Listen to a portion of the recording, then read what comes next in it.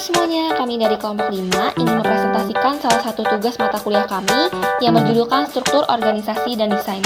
Sebelum memulai, izinkan kami memperkenalkan salah satu dosen pengampu perilaku organisasi, yaitu Dr. Nova Mardiana, SEMM.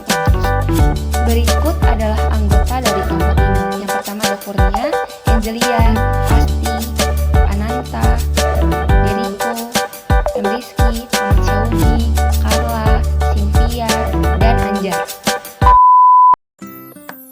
Judul dari presentasi kami hari ini adalah Struktur Organisasi dan Desain.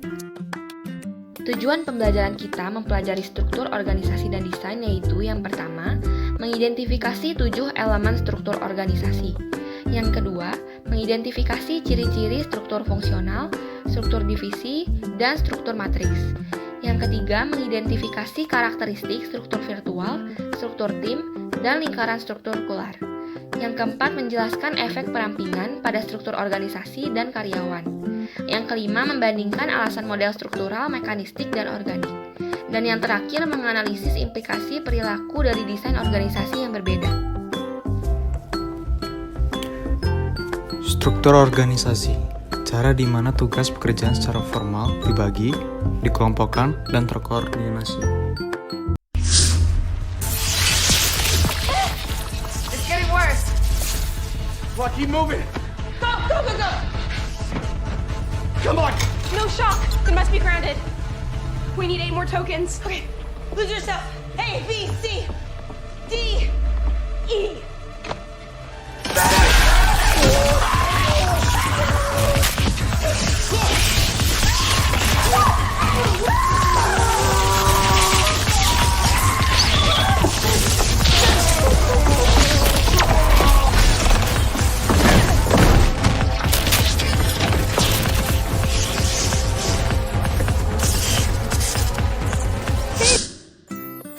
Dari video ini dapat kita lihat ketika struktur telah terbentuk, dibuat ataupun diperbarui, maka penting adanya saling memahami akan tugasnya, kemudian berkolaborasi, serta bekerja sama untuk mencapai tujuan suatu perusahaan atau organisasi.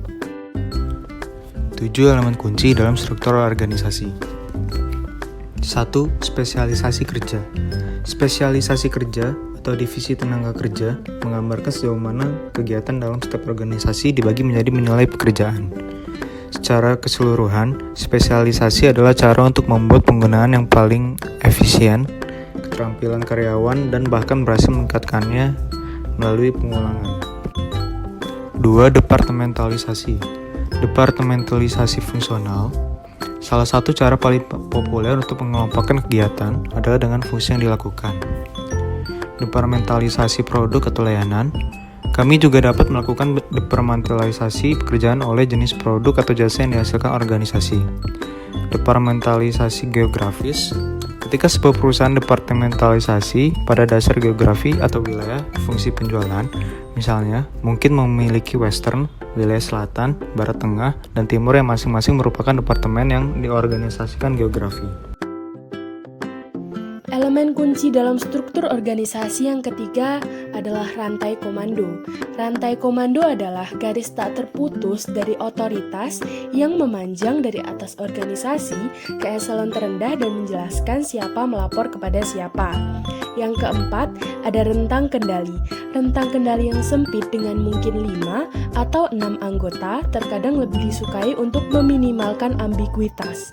Tetapi, rentang yang sempit memiliki 3 kelemahan utama. Yang pertama yaitu mahal, yang kedua mereka membuat komunikasi vertikal dalam organisasi menjadi lebih kompleks, yang ketiga bentang yang sempit mendorong pengawasan yang terlalu ketat dan melemahkan semangat karyawan otonomi. Selanjutnya yang kelima ada sentralisasi dan desentralisasi. Sentralisasi mengacu pada sejauh mana pengambilan keputusan terkonsentrasi pada satu titik dalam organisasi. Yang keenam ada formalisasi. Formalisasi tidak hanya menghilangkan kemungkinan karyawan yang terlibat dalam perilaku alternatif, menghilangkan kebutuhan mereka untuk alternatif sampingan. Yang ketujuh ada rentang batas. Rentang batas terjadi ketika individu membentuk hubungan dengan orang-orang di luar kelompok yang ditugaskan secara formal. Kerangka dan struktur organisasi umum memiliki desain organisasi. dan namanya terus berkembang seiring untuk menanggapi perubahan dalam cara pekerjaan dilakukan. Yang pertama ada struktur sederhana. Struktur sederhana memiliki tingkat departementalisasi yang rendah atau tidak terpusat dan tidak terlalu terpusat. Rentang kontrol, otoritas terpusat pada satu orang, dan sedikit formalisasi. Ini adalah organisasi deterjen, biasanya hanya memiliki 2 atau 3 tingkat vertikal, tubuh karyawan yang longgar, dan satu individu dengan otoritas pengambilan keputusan. Jadi yang dimaksud dengan struktur sederhana ini, dia tidak terlalu kompleks, dan dia dominan cuman ada sedikit turunan daripada satu ke wewenang lah yang tinggi. Dan biasanya struktur sederhana ini memiliki satu orang yang memiliki wewenang penuh untuk mengambil sebuah keputusan. Contohnya seperti di dalam struktur masjid, biasanya ada yang dimana di struktur masjid itu wewenang terpenuh itu ada di ketua masjid, dan di bawah-bawahnya itu tidak dapat memiliki wewenang untuk mengambil sebuah keputusan atau merencanakan sesuatu tanpa keputusan daripada si ketua masjid tersebut. Kemudian selanjutnya ada birokrasi.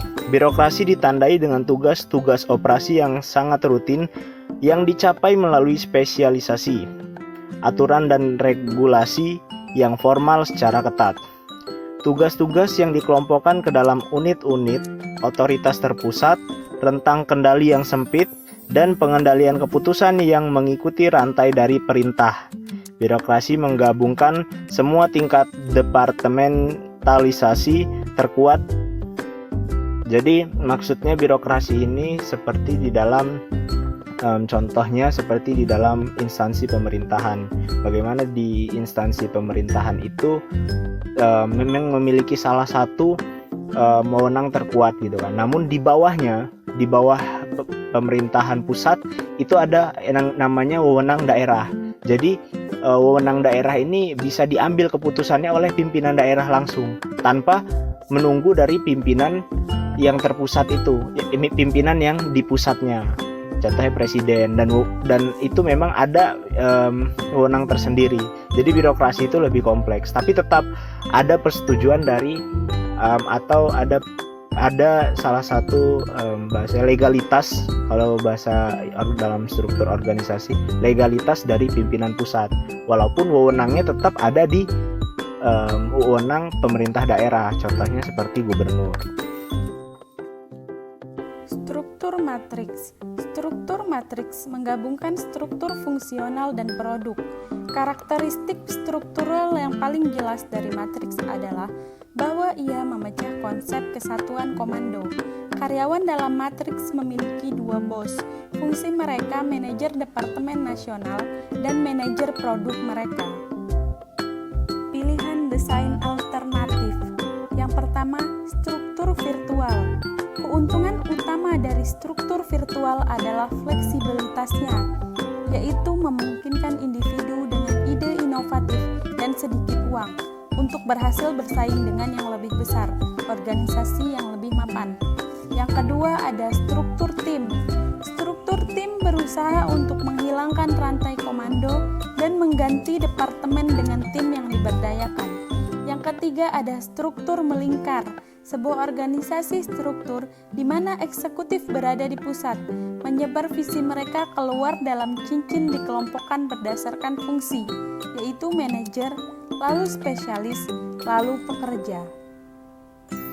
Organisasi yang lebih ramping menurunkan tujuan dari beberapa struktur organisasi yang telah kami jelaskan adalah untuk meningkatkan kelincahan dengan menciptakan dalam organisasi yang ramping, fokus, dan fleksibel. Perampingan adalah upaya sistematis untuk membuat organisasi lebih ramping dengan menutup lokasi, mengurangi staf, atau menjual unit bisnis yang tidak bernambah nilai. Perampingan tidak berarti secara fisik mengecilkan ukuran kantor Anda, meskipun itu juga terjadi. Mengapa struktur berbeda?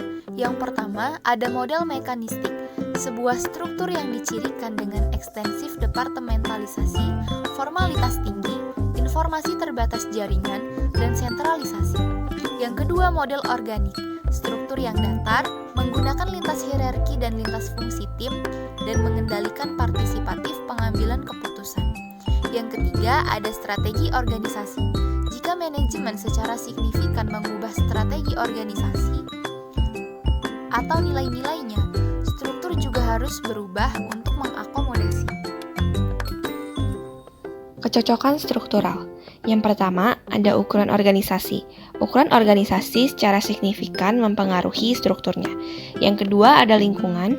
Lingkungan organisasi mencakup institusi atau kekuatan luar yang dapat mempengaruhi organisasinya, struktur seperti pemasok, pelanggan, pesaing, dan kelompok penekan publik. Yang ketiga, ada teknologi. Teknologi menggambarkan cara organisasi mentransfer input menjadi output. Yang keempat, ada institusi. Faktor lain yang membentuk struktur organisasi adalah kelembagaan. Ini adalah fakta budaya yang bertindak sebagai pedoman untuk perilaku yang tepat. Desain organisasi dan perilaku karyawan. Spesialisasi kerja. Bukti umumnya menunjukkan bahwa spesialisasi kerja berkontribusi pada produktivitas karyawan yang lebih tinggi, tetapi dengan harga kepuasan kerja.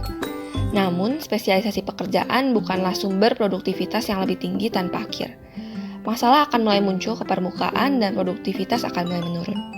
Ketika ketidakekonomisan manusia dalam melakukan tugas-tugas yang berulang dan sempit mengambil alih ekonomi spesialisasi, karena ketenaga kerjaan menjadi lebih banyak berpendidik tinggi dan menginginkan pekerjaan yang secara intrinsik lebih bermanfaat.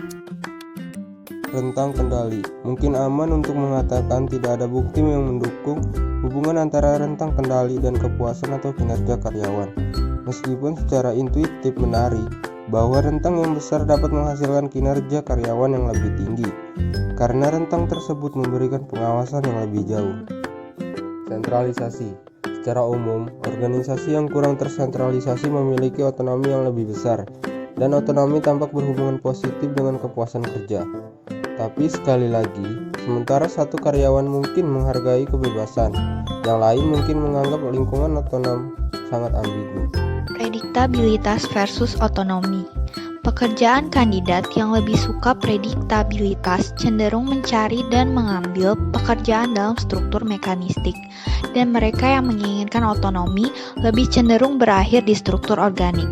Dengan demikian, efek struktur pada perilaku karyawan tidak diragukan lagi berkurang ketika seleksi, proses memfasilitasi pencocokan yang tepat dari karakteristik individu dengan karakteristik organisasi. Budaya nasional. Organisasi yang beroperasi dengan orang-orang dari budaya jarak jauh seperti Yunani, Prancis, dan sebagian besar Amerika Latin sering mendapati karyawan mereka jauh lebih menerima struktur mekanistik daripada karyawan dari negara-negara dengan jarak kekuasaan rendah. Jadi pertimbangkan perbedaan budaya bersama dengan perbedaan individu ketika memprediksi bagaimana struktur akan mempengaruhi kinerja dan kepuasan karyawan. Kesimpulannya, struktur organisasi merupakan kerangka kerja formal organisasi yang dengan kerangka kerja tersebut, tugas-tugas pekerjaan dibagi-bagi, dikelompokkan, dan dikoordinasikan. Ketika para manajer menyusun atau mengubah struktur organisasi, mereka terlibat dalam desain organisasi, proses yang melibatkan keputusan-keputusan mengenai keenam unsur penting, yaitu spesialisasi kerja, departementalisasi, rantai komando, rentang kendali, sentralisasi, dan desentralisasi, dan juga formalisasi. Desain organisasi telah menjadi inti kerja manajerial karena usaha-usaha sebelumnya untuk mengembangkan teori manajemen. Cara manajemen mendesain organisasi harus mengingat dimensi struktur organisasi ini. Bagaimana kombinasinya mempunyai dampak langsung atas efektivitas individual, kelompok, dan organisasi itu sendiri. Manajer harus mempertimbangkan sejumlah faktor ketika mendesain organisasi, Di antaranya, satu yang sangat penting adalah teknologi, sifat kerja itu sendiri, karakteristik orang yang melakukan kerja, tuntutan lingkungan organisasi, keperluan untuk menerima dan memproses informasi dari lingkungan tersebut, dan juga keseluruhan strategi yang dipilih organisasi untuk berhubungan dengan lingkungan. Untuk memahami hal yang dirasakan kompleks, harus menjelaskan mengenai dua model umum desain umum organisasi, yakni model mekanistik dan organik. Thank you teman-teman yang sudah menyaksikan presentasi dari kelompok kami. Semoga materi yang kami bawakan menjadi manfaat bagi semua.